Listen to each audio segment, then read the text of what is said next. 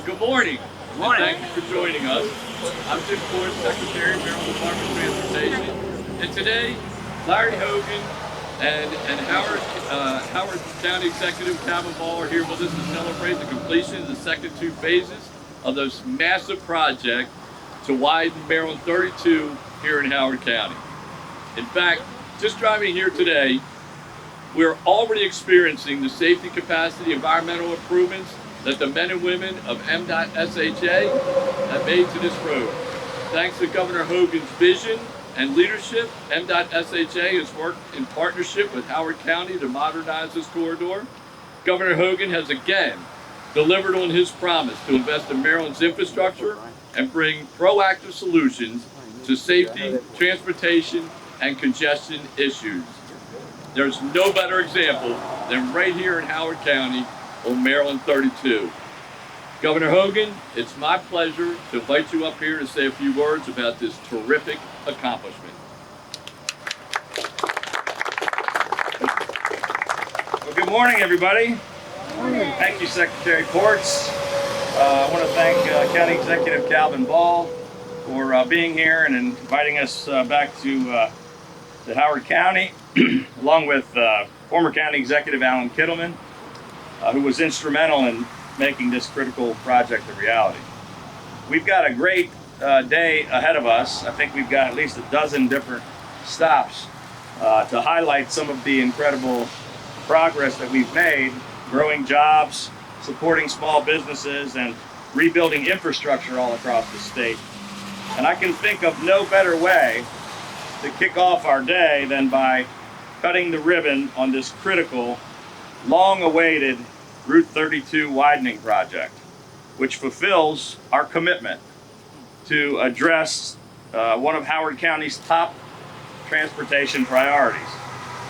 One of the best parts of my job as governor, and one of the things I've enjoyed most over the past 8 years, is seeing game-changing projects that have taken years of effort and collaboration actually come to fruition. And it was right here, back in 2017, that we officially began construction of Phase 1 of the Maryland 32 project. And thanks to the men and women of our State Highway Administration, our contractors, our county partners, and our state commitment of $152 million to get it done, today we are celebrating the completion of the second and final phase, which has transformed Route 32 from a congested 2-lane roadway into a safer, more efficient 4-lane divided highway from Route 108 all the way to I-70. This corridor is an important gateway to jobs and economic growth, which connects vibrant communities with business centers. More than 23,000 vehicles travel along this roadway each and every day. From parents taking their children to school, to commercial vehicle drivers making deliveries, and thousands of employees heading off to work at the Fort Meade complex, our state's largest employer, which is home to more than 64,000 military and civilian employees, as well as the home of U.S. Cyber Command. And for far too long, this corridor was one of the most congested and most dangerous sections of highway in the state of Maryland. Now we have not only successfully added capacity with this divided highway, but we've also helped to eliminate the possibility of head-on crashes.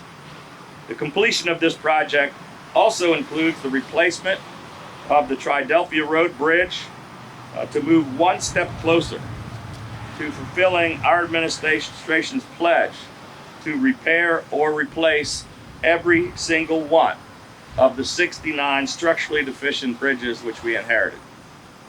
As of today, 65 of those bridges are now complete, and the final 4 are currently under construction.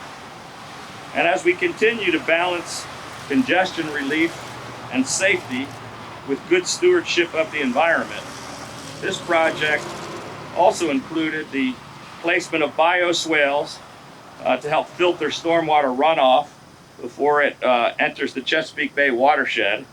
And we also planted more than 14,000 trees. For 8 years, our administration has worked hard to improve the future of Maryland transportation, making it easier to travel from the Eastern Shore to Western Maryland and up and down the I-95 corridor between our nation's capital to Baltimore and beyond. And delivering this critical Route 32 project is a further testament to that. And it is just one more shining example that together we have changed Maryland for the better. Thank you very much. Infrastructure governor and probably the infrastructure nation leader for the United States. But with that, thank you, Governor Hogan. And now I'd like to introduce County Executive Calvin Ball.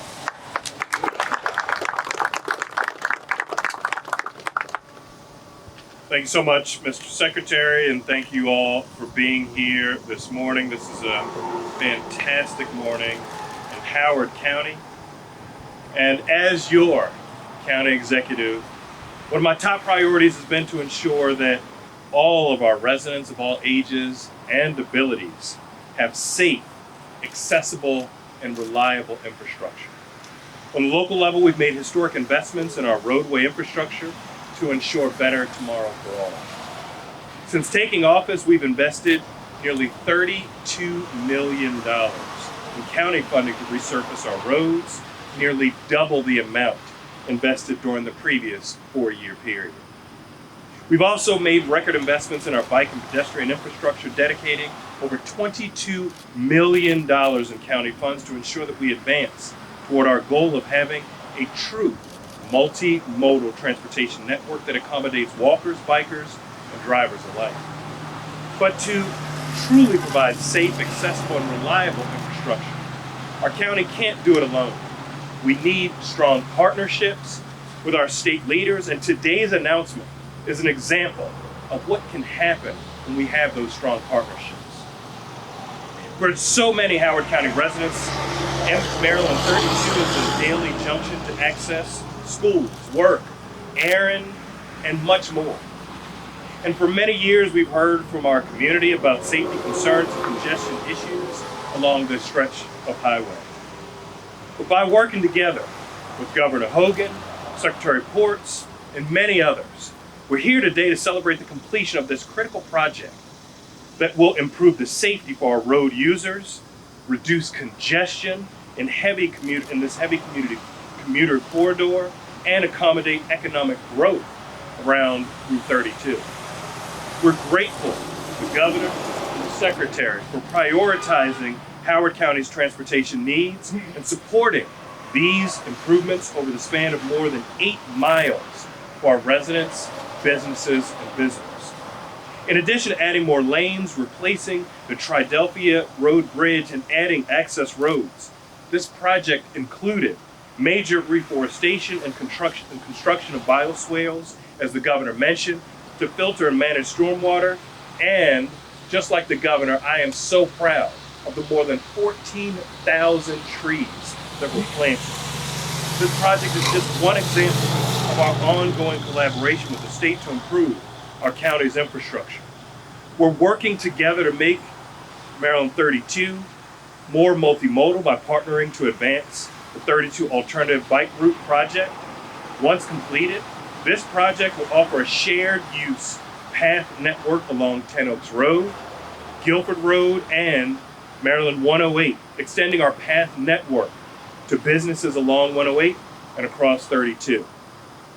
On our county's heavily traveled US 1 corridor, we worked again with Governor Hogan and Secretary Ports to secure $3.5 million of federal funding for pedestrian safety improvements at 4 intersections along a heavily traveled 9-mile stretch. And we expect work on these projects to begin shortly and completed this fall. And I can't have the Governor in Howard County without thanking him for his support of our Safe and Sound plan in Ellicott City. I don't know if the Governor remembers, but one of the first conversations we had when I became county executive was our shared dedication to moving Ellicott City flood mitigation forward. And in partnership with the governor, our state delegation led by Senator Guy Gazzoni, Senator Katie Fry-Hester, Delegate Courtney Watson, and others, we were able to provide over $40 million of the nearly $170 million raised to date to support our Safe and Sound plan.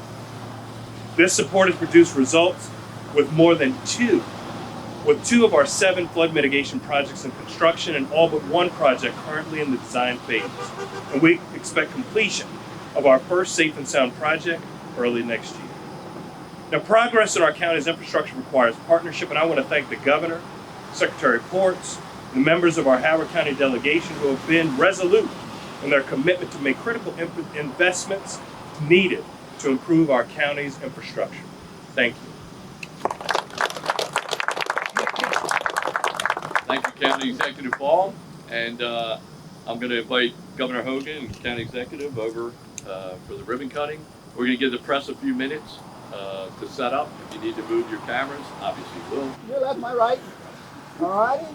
Now back center again. On number 1, we're going to cut.